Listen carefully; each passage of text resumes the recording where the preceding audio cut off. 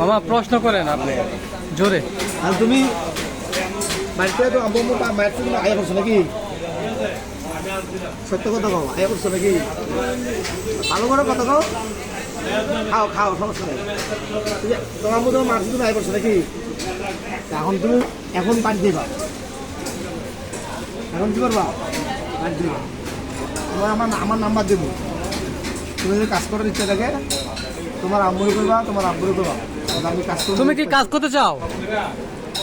তার বাপ মানাই তো। তোমার বাপ্পা নাই? কোথায় থাকো তুমি? জোরে বলো। আমি বাড়ি থাকি। তোমার নানির বাড়ি থাকো? জোরে কথা বলো। আব্বু নাই। তোমার বাবা মা নাই?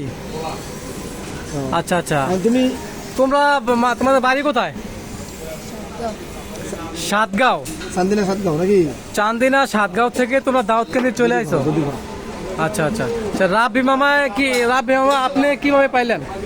আমি যখন গরিবতে আসতেছি তো ওই নতুন সমিল হয়েছে আসানপুরের পরে জি। ছেলে দুটো হাঁটতে হাঁটতে মানে অনেক হাঁটার স্টাইলে আমি বুঝতে পারছি যে সে তারা পরিশ্রম করছে। তখন তারা দাঁড়ালাম, তারা একটা ভয় পাইছে। তখন তাদেরকে আমি ছবি তুললাম, আমার ছবি তুললাম, তখন তারা একটা সাহস পাইছে। পাওয়ার পর তাদের বাবা তুমি এখন দুপুরে খাও নাই? জোরে বলো। কিছু খাও নাই? সকালে বন খাইছো? তোমার সারাদিন কিছু খাও নাই? সকালে শুধু বন খাইছো? রুটি? দুপুরে ভাত খাও নাই? এখন কি ভাত খাইবা? খাইতে না? এটা ছাড়বো। এখন তুমি যে আব্বা মানে মারছে, তুমি যে আইসা করছো, এখন তোমার আমি গাড়ি ভাড়ার টাকা দেবো, তোমার বাড়ি দেবা। আমার নাম্বার নিয়ে দেবা। যদি তোমার কাজ করার ইচ্ছা থাকে আমার নাম্বার যোগাযোগ করবে, তোমার আব্বুর নাম্বার করবা, আমার ফোন দিতে আমার কাজ আছে। কেমন? এখন তোমার পাবে তুলে দেবো, বাড়ি দেবো। হ্যাঁ ঠিক আছে? মারে আমার নাম্বারে ফোন দিতে পারবে। তোমার আব্বুর নাম্বার মনে আছে?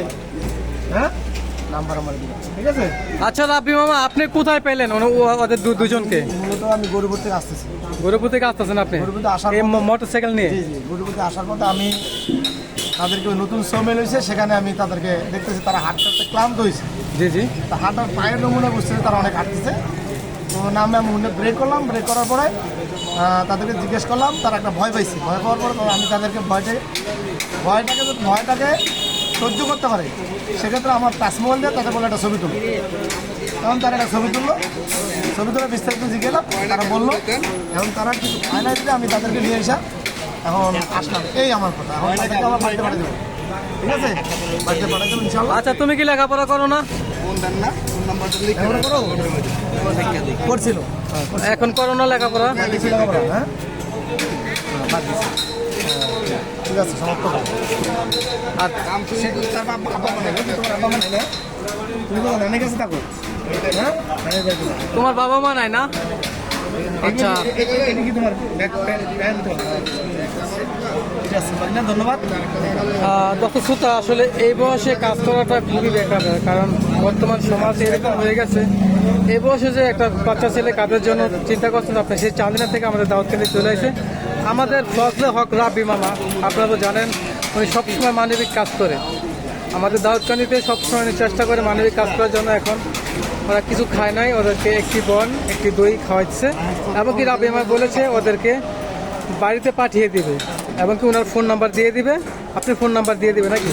ওনার ফোন নাম্বার দিয়ে দিবে, যদি ওরা কাজ করতে চায় তাহলে ওদের গার্জিয়ান যদি আনে রাব্বি আমার কারখানা ওরা কাজ করতে পারবে। আর কারণ রাব্বি আমার ছোটো বাচ্চা যেহেতু, কারণ এখন বর্তমানে আমাদের বাংলাদেশের ছোটো বাচ্চাদের কাজ দেওয়া দণ্ডনীয় অপরাধ। তো সেই ধরনের কাজ করতে চাই না, যতটুকু শরীরে লাগে রাব্বি আমার করবে।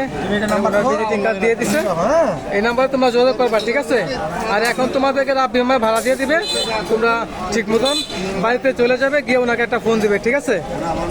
আব্বুর নাম্বার ঠিক আছে।